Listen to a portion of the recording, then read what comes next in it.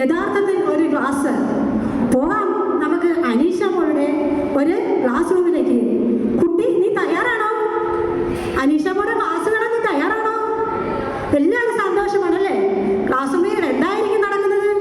പോകാം നമുക്ക് ക്ലാസ് റൂമിലേക്ക്.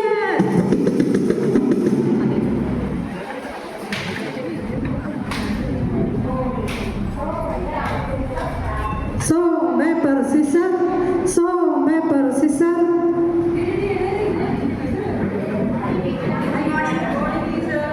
Good morning. എല്ലാവരും ഇരിക്കൂ. നമുക്ക് അറ്റൻഡൻസ് എടുക്കാം. ബിജി, ബിന്ദു, അമ്പിളി, അനീഷ് ഇന്നും വന്നില്ലേ? ആ കുട്ടി കുറച്ച് ദിവസമായല്ലോ ക്ലാസ്സിൽ വന്നിട്ട്. ബിജി, നിന്റെ വീടിൻ്റെ അടുത്തല്ല അനീഷയുടെ വീട്. ആ കുട്ടിക്ക് എന്തു പറ്റി? ബിജി, കാര്യം പറ.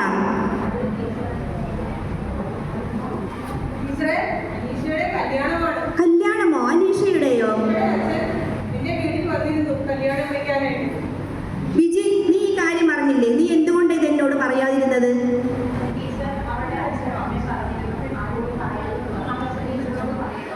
എങ്കിൽ ഞാൻ നാളെ അനീഷയുടെ വീട് വരെ ഒന്ന് ചെല്ലാം. ഇപ്പോൾ നമുക്ക് പഠിക്കാം. എല്ലാവരും പുസ്തകം എടുത്തോളൂ.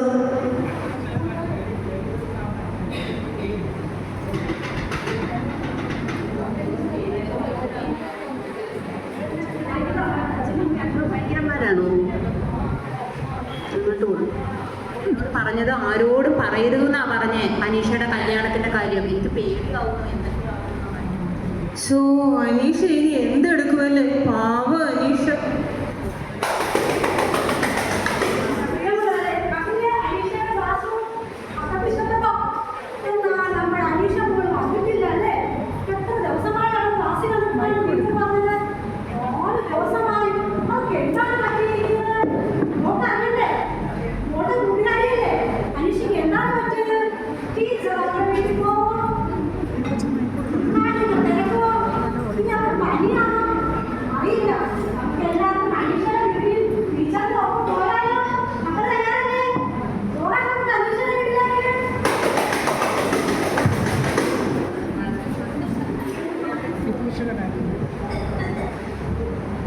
ഇവിടെ ആരുമില്ലേ?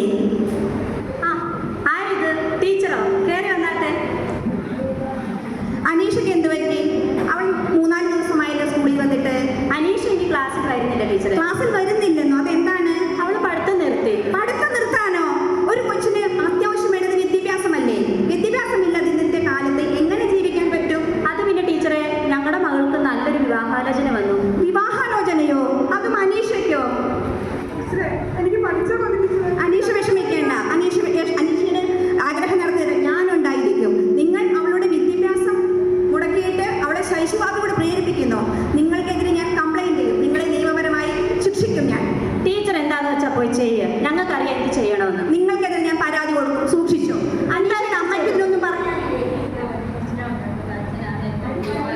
നിങ്ങളെ ഞാൻ കോടതി കയറ്റും. നോക്കിക്കോ. ടീച്ചറെ പാട് നോക്കി പോകും.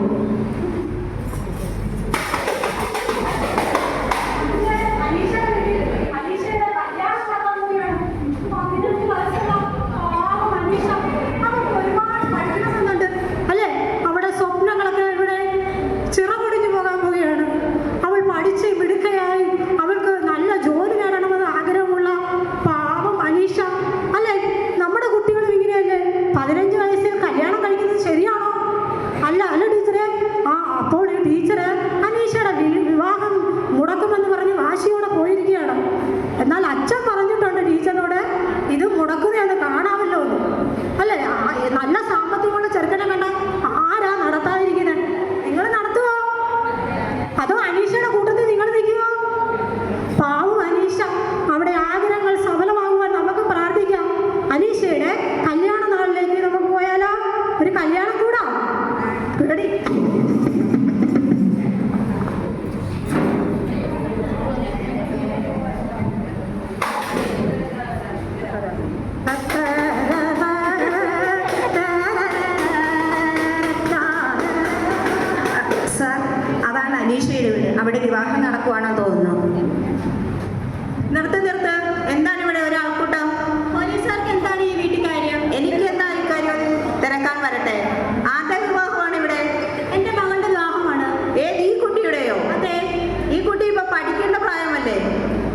എന്താണ് ഈ ചെയ്യുന്നത്?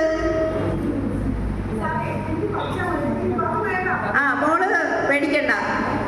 ഈ കുട്ടിയുടെ പഠനത്തെ നിഷേധിച്ച് നിങ്ങളെ ഞാൻ അറസ്റ്റ് ചെയ്യും. അതുപോലെ 15 വയസ്സ് പോലും തികയാത്ത ഈ കുട്ടിയെ കല്യാണം കഴിക്കാൻ വന്ന ചെറുക്കനെയും ചെറുക്കൻ്റെ വീട്ടുകാരെയും ഞാൻ അറസ്റ്റ് ചെയ്യുന്നു.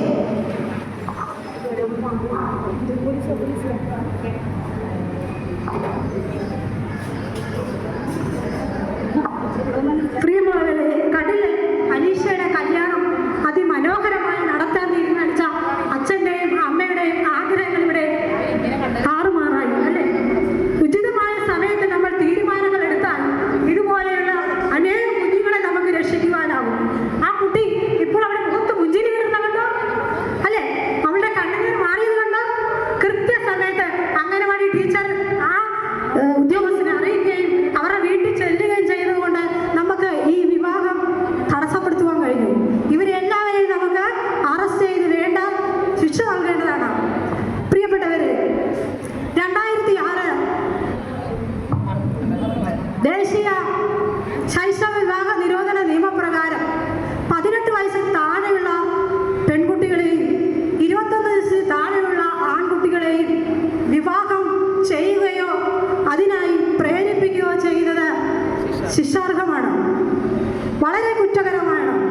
ഇങ്ങനെ ഏതെങ്കിലും ഒരു സംഭവം നിങ്ങളുടെ ഓരോരുത്തരുടെയും വീടുകളിൻ്റെ അടുത്തോ നിങ്ങളുടെ ബന്ധുമിത്രാദികൾക്കിടയിലോ ഉണ്ടായിട്ടുണ്ടെങ്കിൽ നിങ്ങൾ ഉടൻ തന്നെ ജില്ലാ ശിശു സംരക്ഷണ യൂണിറ്റിൽ വേഗം റിപ്പോർട്ട് ചെയ്യണം. ഇങ്ങനെ റിപ്പോർട്ട് ചെയ്യുന്നവർക്ക് അവരുടെ പേരോ അവരുടെ ചിത്രമോ ഒരിക്കലും പരസ്യപ്പെടുത്തുന്നതല്ല. മാത്രമല്ല, അവർക്കായി സർക്കാർ ഒരു പദ്ധതി ആവിഷ്കരിച്ചിരിക്കുന്നുണ്ട്. അതിലൂടെ 2500 രൂപ പാരിതോഷികമായി അവർക്ക് ലഭിക്കുന്നതാണ്. ആ